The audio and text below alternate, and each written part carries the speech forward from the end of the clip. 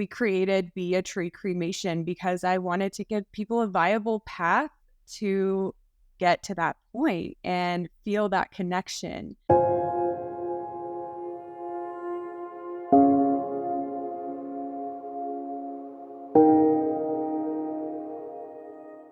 Hi, everybody, and welcome to another episode of the Glam Reaper Podcast. I'm your host, Jennifer Muldowney, aka the Glam Reaper.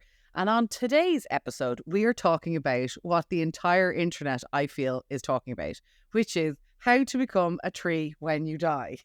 So without further ado, here is Emily to tell us all about Be a Tree Cremation. Emily, welcome. Hi, Jennifer. Thank you so much for having me.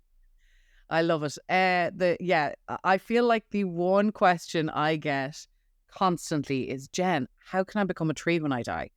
And I mean, it's not an easy answer. It is more so now, but it's, because people assume, cremation, and then I'm going to be a tree. So how can I make that happen? So tell us what Be a Tree Cremation is to you. Yes. Oh my goodness. It is such a complicated question, unfortunately. How do I become a tree? And there are a lot of different myths and truths out there about it. However, it clearly resonates deeply with people, or it wouldn't be coming up so often. That's kind of why we created Be a Tree Cremation, because I wanted to give people a viable path to get to that point and feel that connection. So what we do at Be a Tree Cremation is called water cremation or alkaline hydrolysis.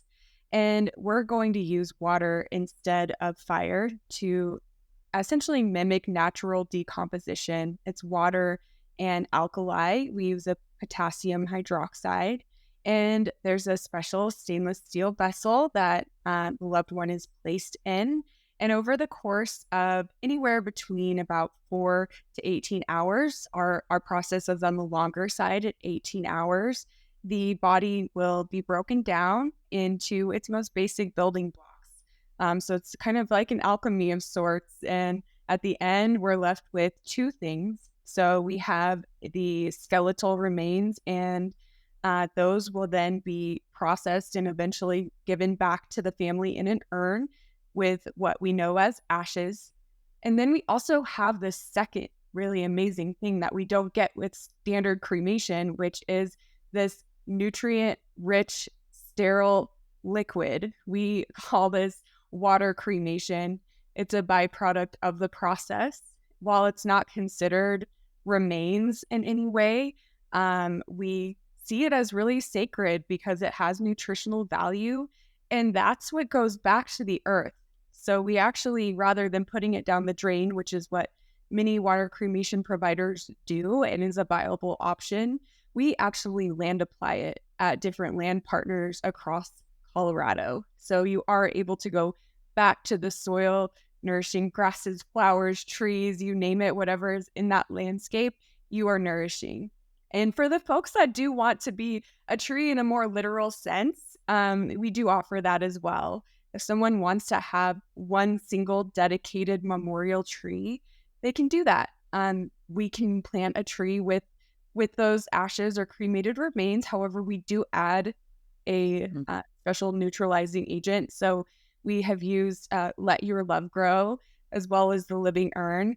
Both kind of have different processes for neutralizing the pH and the sodium levels and everything that can be in those ashes, and making it to where they will be nutritious and not harmful for the tree, which is the misconception that we get a lot, right? Is that you can just kind of throw the ashes down or plant a tree right directly in those ashes and something would happen, but then that's just not the case. And that's the thing. And it comes down to just pure science. It's not, it's just a solution has to be added and then you become a tree.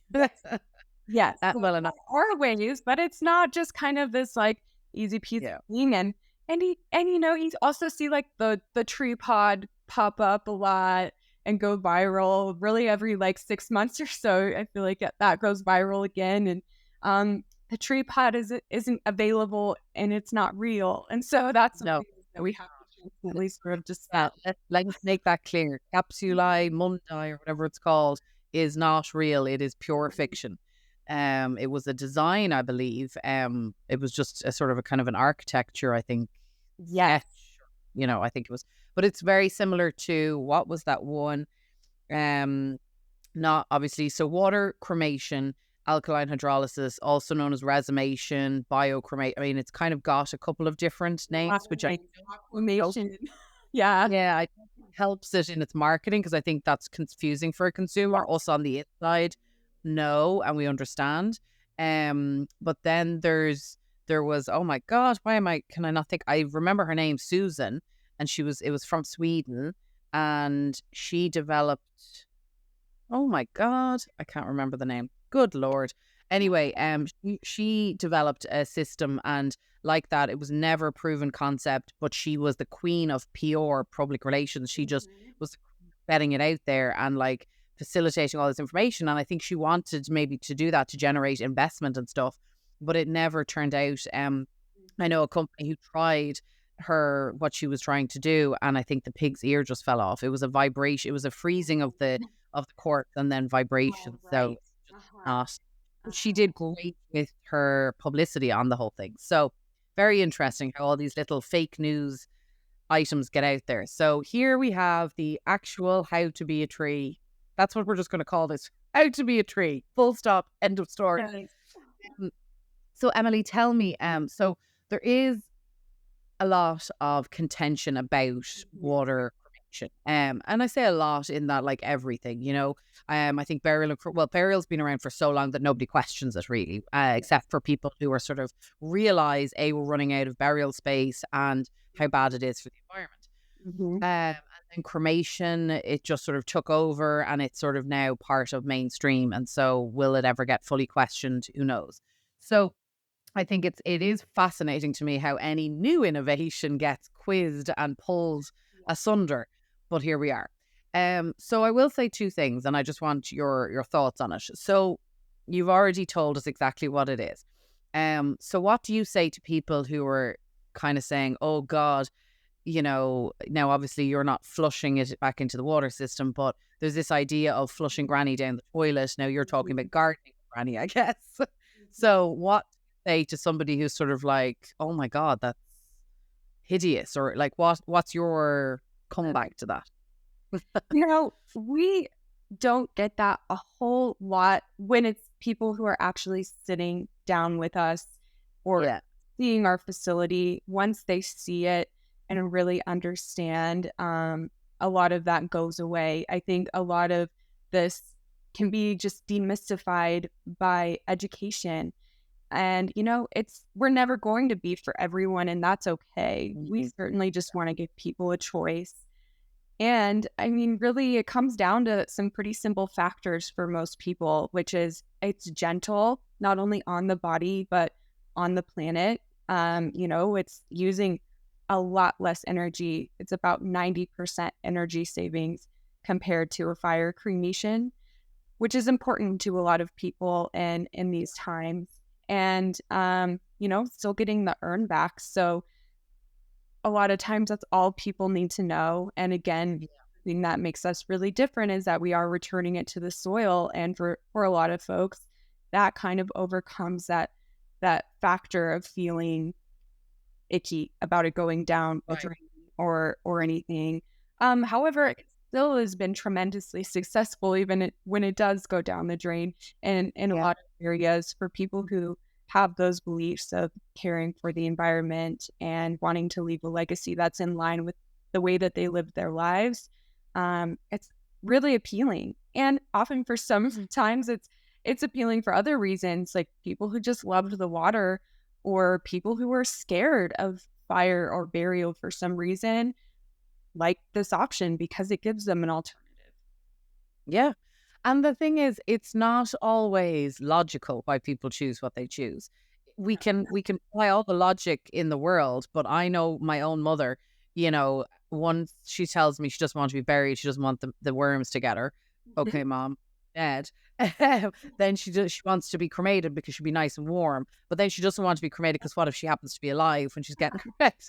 And so none of it is necessarily logical, but I think that's almost the wonderful thing about how we talk and stress about death, and honestly our fears as well, is, nobody wants to be buried alive. And then you see the movies and, these crazy shows and stuff. So, and that brings me to another one is, unfortunately, thanks to Hollywood, I think what water cremation faces as well is, sadly, serial killers, when they wanted to get rid of a body, there was always the bath with the lime and dissolving the body. So again, it's these kind of images that are just placed in people's minds, and experience it and they see it. It can be just the image they have, right?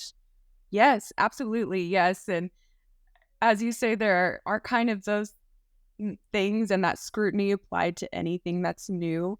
Yeah. Because when all reality, when you take a step back and look at any disposition method that is available to us, or really just death and decomposition in general, it's not always super appealing. There's an aspect of death that we have to face that's really uncomfortable, and scrutinizing any kind of new method that comes out there is just kind of par for the course, and like completely natural and normal. So Yeah, try not to get too caught up in it. well, and good too, because everything should be scrutinized, and everything should have a certain level of standards that we all, if our loved ones are going to go through these process. And now water cremation applies to both like every method of disposition. I apologize for the helicopters that are outside my window. I'm not sure if you can hear them, but it applies to both pets and for humans. Do you operate with humans and pets, or just humans? We only work with humans at this time. However, it really got its start with animals, and that's how it's been adopted by many people, because oftentimes people will say, oh, I had a pet that had this process done, and now that's what I want for myself.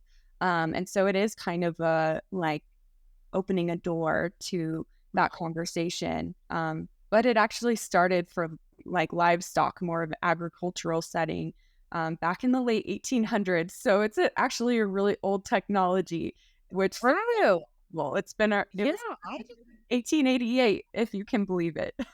Wow, I didn't actually even know that. That's nothing. Yeah.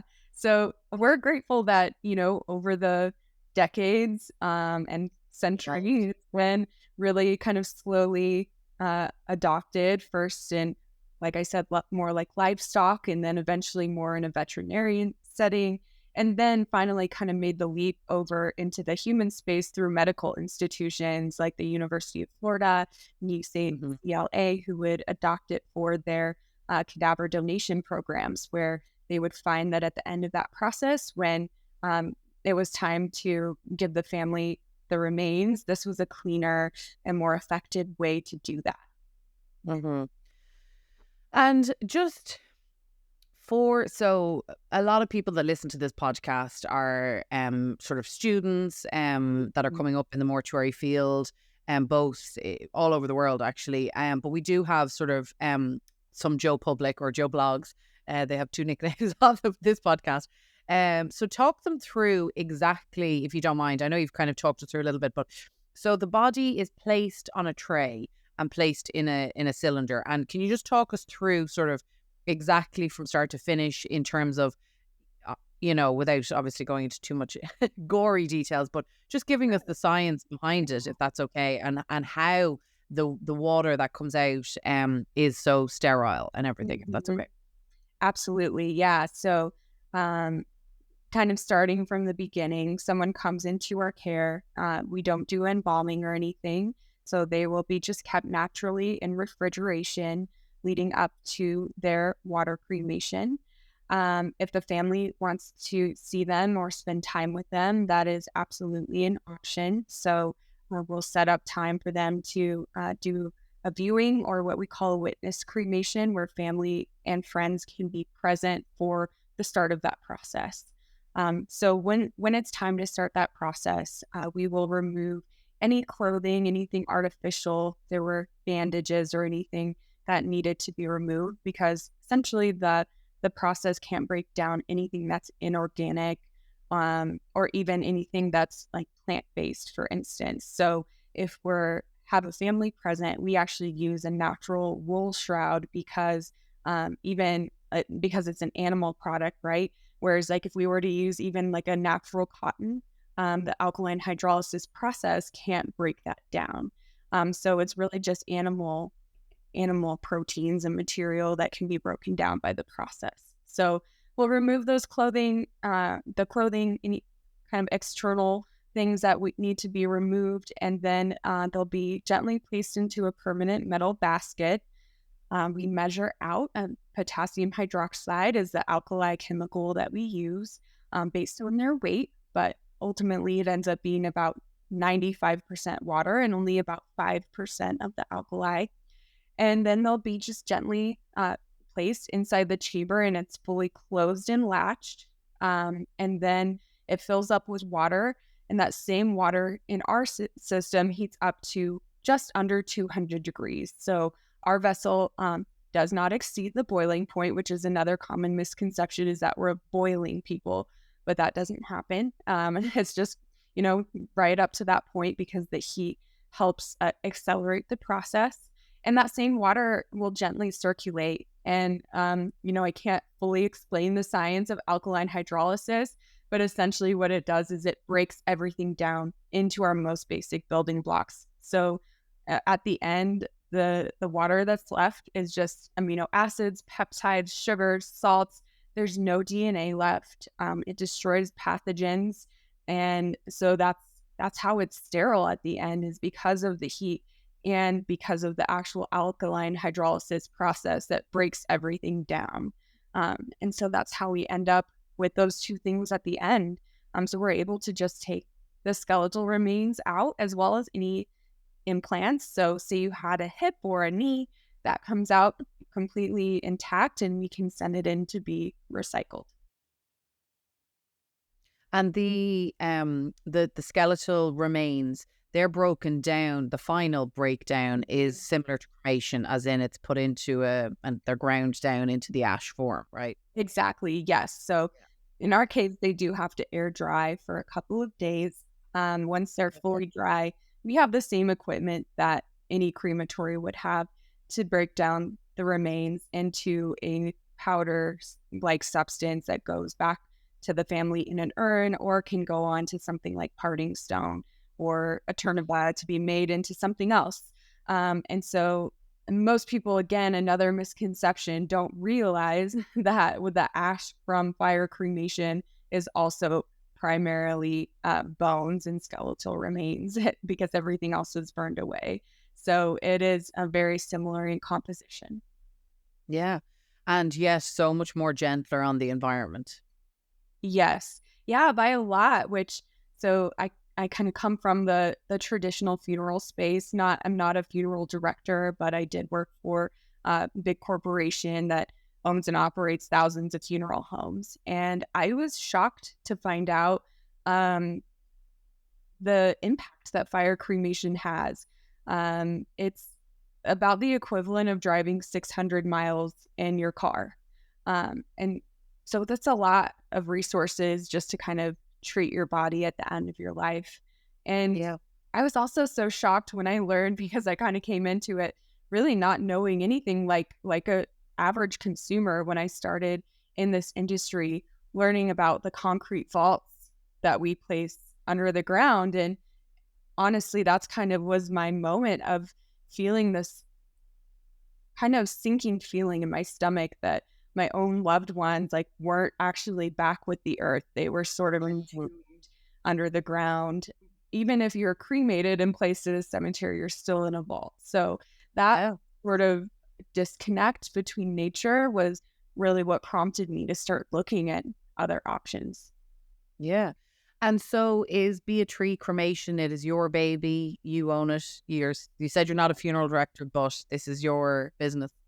It is, yes. I'm really fortunate in one sense and not so much in another sense. I really created this out of a legacy of my own mother, who I lost to suicide when I was young. So because of that loss, I kind of had this curiosity and this openness around death that I don't think that I would have had otherwise. And also I had the means, to create this business without having to go get investors and convince anyone that it was a good idea. So it's really a legacy around her death. Oh, well, that's amazing. And it's a very good legacy. As we said at the start, it's if you want to be a tree, which is what anybody's talking about on the internet. So if your mum has started this forest as such, which is a lovely thing to have. Quick question. In terms of the process and alkaline hydrolysis, you're based in Colorado. So I'm here in New York, but state by state, obviously, for me, it's always the thing I always say. It's the most ironic thing about America is it's the United States of America, and there's nothing united about it. Great point. I find it So fascinating. yeah, you were absolutely right. It is all on a state level. So what the guidelines are in one state could be completely different in another. In Colorado, for instance, when it was passed here in 2011, we just expanded the definition of cremation to include chemical dissolution. So there's not a whole like another set of guidelines around alkaline hydrolysis in the law. It's really just expanding what cremation is. Right. And so I'm not aware. I think more the regulation would probably be more on the side of what goes down into wastewater treatment plants. So if it was going down the drain and how those remains are handled at the end of the process and that sort of thing, and less around what happens to the water going back to the land. We are, for instance, registered as a fertilizer producer with our Department of Agriculture here in Colorado. So state by state might have different ways that needed to be handled. But at the end of the day, it's an organic fertilizer. And so there's, really only kind of so much regulation. If you're treating it as you would treat a fertilizer, then you're doing what's correct. Yeah. It is very interesting, state by state. As you said, it's extending the current vernacular around cremation. It's I mean, and I'm not sure state that there is different states where they're very specific that cremation must have a flame for it to be called cremation, and so therefore that X's alkaline hydrolysis out. Yeah. But and then there's other people who are trying to work their way around that. It's very interesting, and it's to me it's also a little bit silly because it's just sort of anyway, it's the law, which I'm glad I was never a lawyer, but it's very difficult being in this industry in the United States because each state is different, and yet you can drive sort of so easily from one to the other. But yet, you may have to go out of state if you want composting, for example. Yeah. Or whatever that might be, because it's not legal in every state. You may have to have your body taken to, wherever you decide. So yeah, it's very interesting, and I think it's a case of watch this space. I think it's going to change dramatically in the next 5 years, I would say. I think it's honestly our methods of disposition, I think, is going to be the biggest changer in the next decade. We've been chatting with a few different really interesting people about what can change and will change. I think there's a lot more females coming into the business, a lot more innovation. But I think the key thing that's going to change is definitely the methods of disposition and how widely available they start to become. Very interesting. Well, absolutely. I think the disposition methods are really, though, reflective of not just how we want to treat our bodies, but what's important to us as individuals. And we're seeing that in the way that people are honored too, right? Like, I'm sure that's why you exist and have seen this big opportunity, because people are turning less to organized religion, and they still want something sacred and meaningful. And I think that we're seeing that both in what funerals look like and how we treat our bodies. It's just reflected in these different ways. Yeah, 100%. Well, Emily, thank you so much for being on the show. And if anybody wants to see physically what Emily was describing, she has great videos on her social media. So we'll leave all the links for it below. But yeah, the videos are great. You've used some, I've seen them on Instagram and stuff where you've, you show people the unit that they'd be going into, and so I think that's important for people to it takes away the fear factor a little bit, I think. And people might love it and people might hate it and whatever, but at least they get to have, as you said, the choices there. So thank you so much for coming on the show, and we'll stay in touch. We love it. Thank you, Jennifer.